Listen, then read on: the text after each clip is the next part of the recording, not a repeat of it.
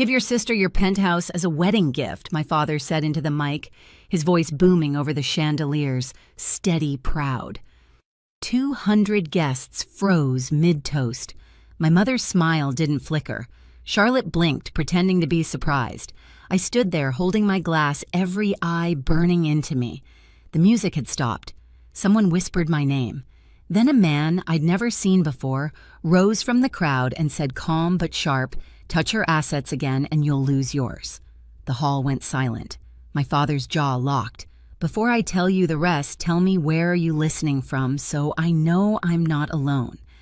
I used to think silence kept the peace, that if I smiled at the right moments, nodded at the right times, and never let my voice shake, my family would finally see me as one of their own. But peace built on silence cracks fast, especially in a house like ours. My parents loved appearances. My mother Carol believed perfection could be arranged like centerpieces, carefully trimmed, polished, and shown off to the world. My father Richard lived for applause. Charlotte was their masterpiece, the one who could do no wrong. And me, I was the line item they couldn't brag about but couldn't afford to lose. When people asked about my job, my mother would laugh lightly and say, Isabella works somewhere in finance, I think. She never mentioned that I was vice president of Asia Pacific Development, that my signature could move millions. To her success only counted if it came with a husband attached. Charlotte, on the other hand, didn't need to earn her shine.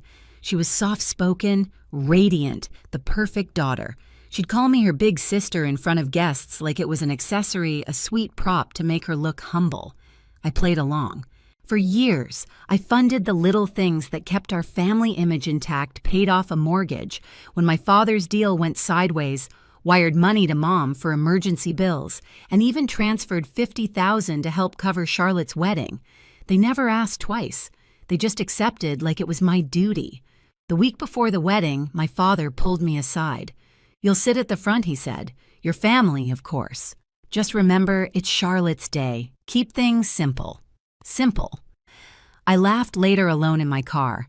He had no idea what simple meant. When I arrived at the rehearsal dinner, the lights glowed soft gold over white roses. Everything was perfect, designed for photographs. My mother fussed over Charlotte's veil. My father shook hands with investors more than relatives. I stood by the bar, unnoticed, invisible again. Then Charlotte turned her smile sugar-sweet.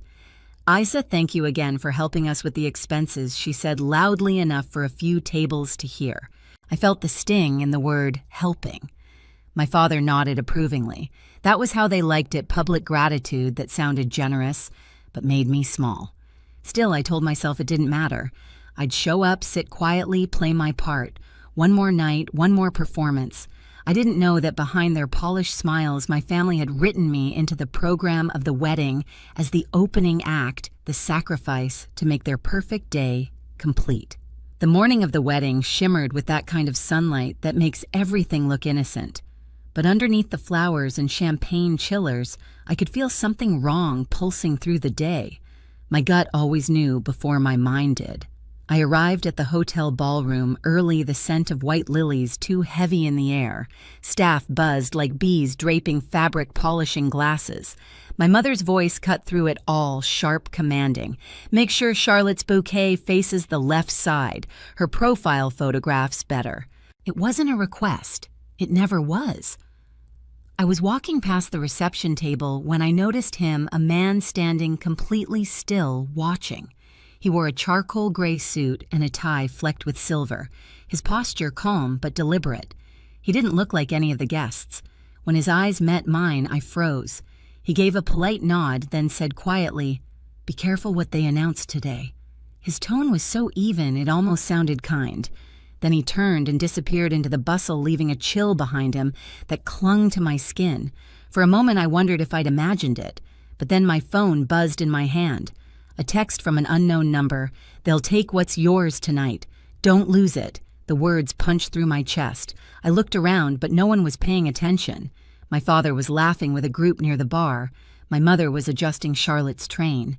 Guests arrived in waves of perfume and noise. I stepped out to the corridor, heart racing. My penthouse. The one thing that was entirely mine, every payment, every sleepless night, every deal that built it brick by brick. It couldn't be that, could it? Just then, I heard my parents' voices through the half-open door of a side room. I shouldn't have stopped, but I did. My father's tone was low measured. During the toast, we'll make the announcement. It'll make Charlotte's gift unforgettable. My mother chuckled softly, and Isabella won't dare refuse. Too many cameras, too many witnesses. Pride can be useful. Charlotte's voice came next, hesitant but pleased. Are you sure she'll be okay with it? My mother's reply was syrup over poison. She doesn't need that space. She has her work. You deserve a home. The blood drained from my face. They weren't just proud, they were planning it. To take what I built and parade it as a gesture of sisterly love. I pressed my back against the cold wall, every muscle stiff. The chandelier light spilled across the marble floor inside the room, dancing on their smiles. I didn't step in, not yet, because for the first time in my life, I wasn't the one who would react. I was the one who would remember. I went back to my suite without a word. The hallway smelled like roses and expensive nerves. Inside, the air felt different still. Expectant like the pause before a storm, I set my phone down on the counter and opened the drawer where I kept a single folder: documents, statements, payments, ownership proofs. Every number, every signature, every piece of paper that tied that penthouse to me. I sat on the edge of the bed staring at them. 10 years of work compressed into ink and lines. My parents didn't build that home. They didn't stay up through time zones or chase contracts that nearly broke me. They only knew how to spend what they never earned. I forwarded the documents to my lawyer with one line: be ready at 8 p.m. ballroom A. No explanation, no emotion. Then I changed into a deep navy dress, clean, structured, unshakable. I wasn't going to blend in anymore. When I looked in the mirror, I barely recognized the woman staring back. My reflection looked calm, but beneath it was a blade waiting to be drawn. I fixed the diamond earrings I'd once bought to celebrate a deal that saved an entire department. That night, they would serve a different purpose, a reminder of who I was before they tried to take it away. Downstairs, the ballroom was already filling. The clinking of glasses, the hum of conversation, the soft strings playing in the background, it was all so polished it made me sick. I moved through the crowd unnoticed, my heels tapping softly on the tile. I caught fragments of gossip. Charlotte's wedding is perfect. Such a classy family. Isabella looks tense. They had no idea what was about to happen. Charlotte glided by in her gown, glowing under the lights. "Isa, I'm so glad you came," she said sweetly, her hand brushing my arm like we were equals. I almost smiled. Almost. Moments later, my father clapped his hands for attention. "Everyone, please take your seats for the toast." My stomach tightened. It was almost time. I moved toward a corner table, the one with the clearest view of the stage. The guest quieted, waiting for whatever grand announcement he'd prepared. He adjusted the mic, scanning the room, pride radiating from every inch of him. My mother stood beside him, glowing with satisfaction. I felt my pulse, steady, not race. Whatever they were about to do, I was ready. I lifted my glass just enough to mask the faintest smile. If they wanted a performance, they were about to get one, just not the version they rehearsed. The sound of crystal against glass rang out across the ballroom, 3 sharp taps that sliced through the hum of music and chatter. My father stood center stage, hand on the microphone, his silver cufflinks glinting beneath the chandeliers. Before dinner begins, he said, smiling wide, "I'd like to say a few words about family." The crowd quieted instantly. Forks hovered midair. Charlotte stood beside him, the train of her gown cascading like a small river of white silk. My mother touched her shoulder tenderly, that performative affection she'd perfected long ago. I stayed seated a few tables away watching. I already knew what was coming, but the human brain always clings to the smallest hope that maybe, just maybe, you misunderstood. My father's voice deepened. "A family's strength," he said, "is measured not by what we keep, but by what we share." My grip tightened around my wine glass. The crystal stem pressed into my palm. "And tonight," he continued, eyes sweeping the crowd, "we have something extraordinary to celebrate. My eldest daughter Isabella has decided to give her sister, he paused for dramatic effect, her penthouse as a wedding gift. The words dropped like a grenade. Applause broke out before I could even breathe. I heard gasps, laughter, a few cheers. Someone shouted, "That's incredible!" Cameras flashed, capturing the moment that was supposed to make me look generous, obedient, harmless. My father declared it into the mic before 200 guests, I thought, and I froze. I didn't stand. I didn't speak. For 3 endless seconds, I couldn't move. The air thickened, the smell of champagne turning sour. Charlotte pressed a manicured hand to her mouth, eyes wide with fake surprise. My mother's smile glowed with victory. "Isabella," my father said warmly, "come join us up here, sweetheart. Say a few words." 100 heads turned toward me. I could feel the heat of every stare waiting for me to smile to play along. Instead, I took a slow sip of wine. The glass trembled only slightly in my hand. My father's grin faltered. "Come on, darling," he coaxed the microphone, amplifying his cheer. "Don't be shy." The music had stopped. My heart hadn't. And then a sound. A chair scraping against marble. At the far end of the room, a man stood up. The same man from that morning, the one with the silver flecked tie. His voice was calm, low, but carried through every corner of that glittering hall. "Touch her assets again," he said, "and you'll lose yours." The entire room froze. Silence fell so hard it felt physical. My father's face drained of color. My mother blinked, unsure whether to be angry or afraid. Charlotte clutched her bouquet, staring at the stranger. He began walking forward, each step echoing like a gavel strike. "William Carter," he said, pulling a sleek card from his jacket. "CEO of Carter Financial." The murmurs began instantly, gasps, whispers. People shifted in their seats. My father stumbled back half a step, recognition flashing in his eyes. "I believe you know my company," William continued. "We've been working closely with your daughter for 3 years now. The penthouse you're attempting to claim in this little announcement," he raised an eyebrow, "is part of her legal compensation package. It's protected by anti-coercion clauses under her executive contract." I could hear my mother's shaky breath from across the room.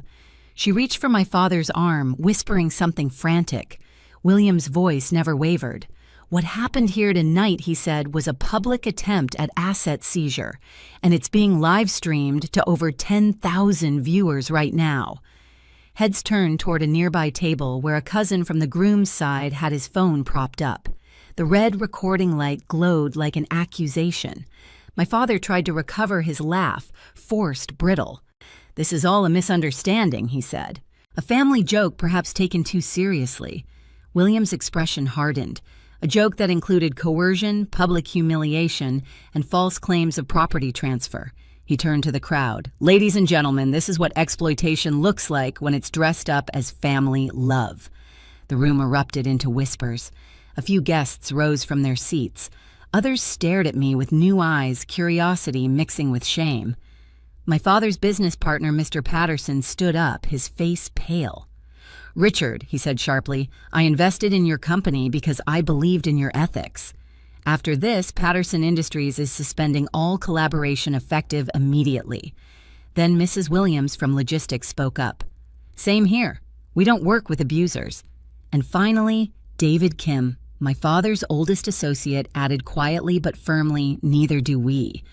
My father's hand gripped the mic stand like it was the only thing keeping him upright. Charlotte was crying now, soft, confused sobs that didn't quite reach her eyes. "Dad, make it stop," she whispered, but it was already too late. The house of cards had collapsed. I stood slowly, the noise around me dissolving into a low hum. "You wanted a spectacle," I said, voice steady. "You got one." My mother turned toward me, her expression cracking. "Isabella, please," she hissed. "You're humiliating us." I took a step closer, my heels sharp against the marble. "No, Mother. You did that yourself." William handed her the microphone. "Perhaps Mrs. Hayes would like to explain her behavior for the record," he said evenly. She shook her head, trembling. "You can't do this," she whispered. "I already did, I said." The crowd erupted again, some gasped, others murmured approval. I saw phones raised, recording, capturing every second of my family's unraveling. My father's voice cracked through the chaos. Enough. This is our private matter. I met his eyes. You made it public. The silence that followed was colder than any scream. I didn't need to say more. William placed a gentle hand on my shoulder, guiding me toward the exit. Behind us, my mother's sobs rose, my father shouted something I didn't care to hear, and Charlotte's wedding day turned into a live broadcast of consequence. As the ballroom doors closed, I heard the last sound, a single glass, shattering on the floor. Outside, the night air hit my skin like truth. I looked up at the city skyline, the reflection of my penthouse glittering in the distance. For the first time, I felt its walls weren't cages, but armor. William stopped beside me. "Are you all right?" he asked quietly. I exhaled. "I am now." He nodded. "You handled that better than most would." I looked back at the glowing doors of the ballroom. "No," I said softly. "I just finally stopped apologizing." We stood there for a moment, two strangers bound by justice. Then he offered his card again. "When you're ready," he said, "I'd like to discuss something bigger." I didn't ask what. I already knew this wasn't the end of my story. It was the beginning of theirs. And behind us, the hall that once celebrated my silence had fallen completely, irreversibly silent. By the next morning, the clip had gone viral. 1 minute of footage, my father's announcement, my mother's slap, William's voice cutting through the chaos circulated across every platform before sunrise. Headlines called it the wedding scandal that shattered a family. My inbox overflowed with messages from strangers thanking me for standing up from women who'd been told for years to keep peace at their own expense. Meanwhile, the fallout for my parents was swift and brutal. Patterson Williams and Kim all withdrew their contracts. The company's stock dropped by half in 48 hours. My father's apology video suit tie hollow eyes was dismissed as damage control. My mother went online claiming she'd been manipulated only to be drowned by thousands of comments, calling her out for the slap everyone had seen in crystal clarity. Charlotte's perfect marriage unraveled before it began. Her husband's family backed out, unwilling to attach their name to the wreckage. I stayed silent through it all. I didn't need to defend myself. The truth had already done that for me. When William called to offer me a seat on Carter Financial's board, I said yes. Not for revenge, but for direction. Because for the first time, I was no longer surviving my family. I was rebuilding myself. Weeks later, I stood by the floor-to-ceiling windows of my penthouse, the city lights flickering like quiet applause. The same glass walls they tried to take from me now reflected everything I'd earned: freedom, clarity, peace. On the shelf beside me sat a framed photo of my grandmother, her handwritten note beneath it. "Don't let them take your light." I smiled. They hadn't. They never would. If you've ever had to stand alone at a table full of people who called it family, know this: you're not alone. Share your story below and hit subscribe. The next story might be yours.